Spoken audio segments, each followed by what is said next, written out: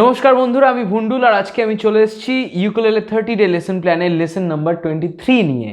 আর বেশি কথা না বলে স্ট্রেট চলে যায় আমাদের লেসনে। তো বিগত লেসনগুলোতে আমরা যা যা জেনেছিলাম সেই জিনিসগুলো দিয়ে আমার মনে হয় এতদিনে তোমরা ইউকুলেলে বাজাতে পারছো। আর প্লিজ ওদিকে বেশিক্ষণ তাকিয়ে থেকো না তোমরা, কেননা দ্যাটস আ লুপ।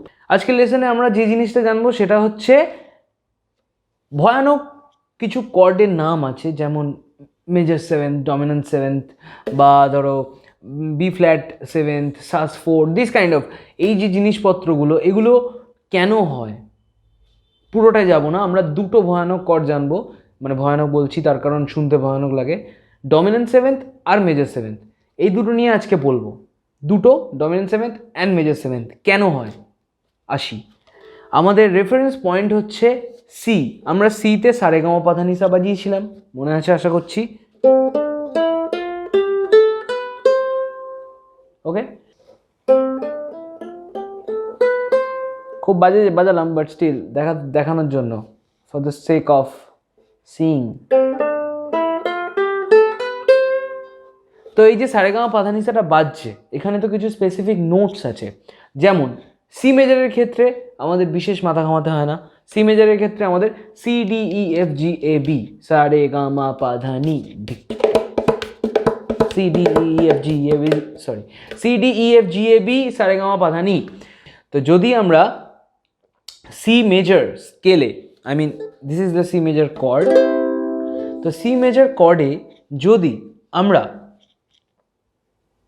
শুদ্ধ নি লাগাই তাহলে সেটা হয়ে যাবে মেজর সেভেন্থ।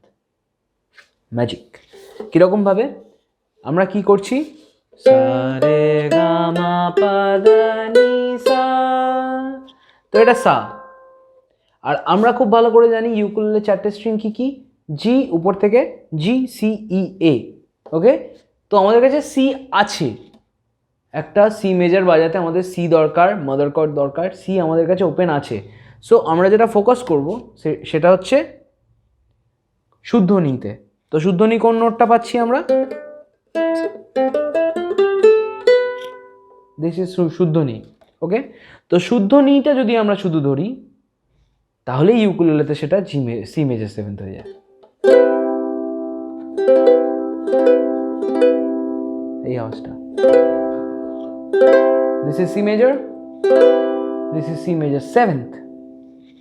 ওকে, এবার C dominant 7th। ডমিনেন্ট কথাটা বলা হয়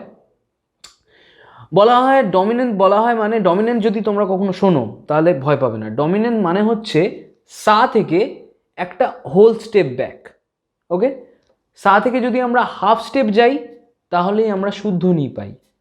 বি ক্লিয়ার কিন্তু, হ্যাঁ, সা থেকে হাফ স্টেপ নামলে আমরা শুদ্ধ নি পাই, এবং সা থেকে হোল স্টেপ নামলে আমরা কোমল নি পাই।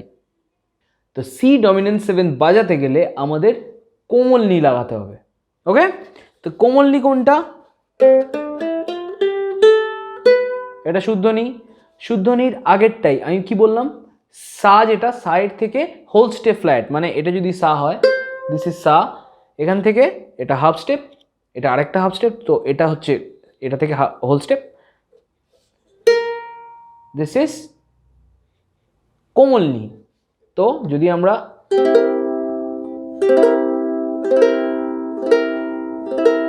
This is C major dominant seventh. Okay, C minor dominant seventh কিন্তু আলাদা।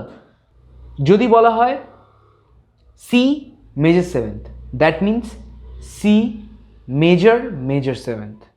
ওকে, আর যদি বলা হয় সি ডমিনেন্ট সেভেন্থ, তার মানে C major dominant seventh. Okay, যদি মাইনর হয় তাহলে মাইনরটা বলে দেওয়া থাকবে। কিরকম ভাবে? যদি মাইনর হয় তাহলে কি হবে, C minor major seventh. Okay, C major seventh, that means C major major seventh. C minor major seventh, that means C minor, কর্ডটা থাকবে সি মাইনর, কিন্তু রুল ইজ দ্য সেম, আমরা শুদ্ধ নি লাগাবো। সি মাইনর কর্ড ধরবো এবং শুদ্ধ নি লাগাবো। কি হবে, এটা সি মাইনর। তো যদি আমরা এটা শুদ্ধ নি, বাকি নোট দুটো সেম রাখলাম, এটা হচ্ছে আমাদের সি মাইনর মেজর সেভেন্থ। ওকে, সেম সিন যদি আমরা সি মাইনার ডমিনেন্ট সেভেন্থ বাজাই, তাহলে সি মাইনার কর্ড তো আমরা নোট দুটো পেলামই এখানে। Oh my god, people are walking on moon here. C minor dominant seventh, focus on this only. C minor dominant seventh কি করে হবে? C minor dominant seventh এর ক্ষেত্রে C minor কর্ডটা C minor কর্ডই থাকবে, শুধু C নোটের জায়গায় আমরা কোমলনি বাজাবো। তাহলে this is C minor dominant seventh. তো যদি কখনো বলা হয় C dominant seventh, that means C major dominant seventh. যদি কখনো বলা হয় C major seventh, that means C major major seventh. আর যদি কখনো বলা হয় C minor major seventh, ঘাবড়ে যাবে না, C minor is the chord, major seventh is the technique. major seventh মানে হচ্ছে আমাদের শুদ্ধনি লাগাতে হবে, সেটা যে কর্ডটা বলা হবে তার উপর। যদি C major chord বলা হয় তো C major chord, যদি C minor chord বলা হয় তো C minor chord। আর dominant seventh মানে হচ্ছে হোল স্টেপ ফ্রম সা, এবং মেজর সেভেন মানে হচ্ছে হাফ স্টেপ ফ্রম সা। আমি জানি না খুব একটা কমপ্লিকেটেড করে ফেলেছি কিনা বিষয়টাকে, মোট কথা বিষয়টা এরকমই। এবার তোমাদের বাকি যেটা করতে হবে সেটা হচ্ছে বাড়িতে বসে প্র্যাকটিস করতে হবে।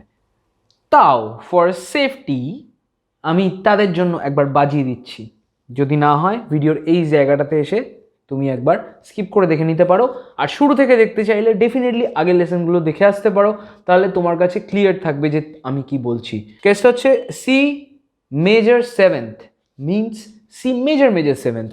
তো আমাদের কাছে C major chord, major seventh means half step from সা, so this is C major seventh. এরপর C dominant seventh means C major dominant seventh, মানে C major chord তার সাথে কোমলনি, অর্থাৎ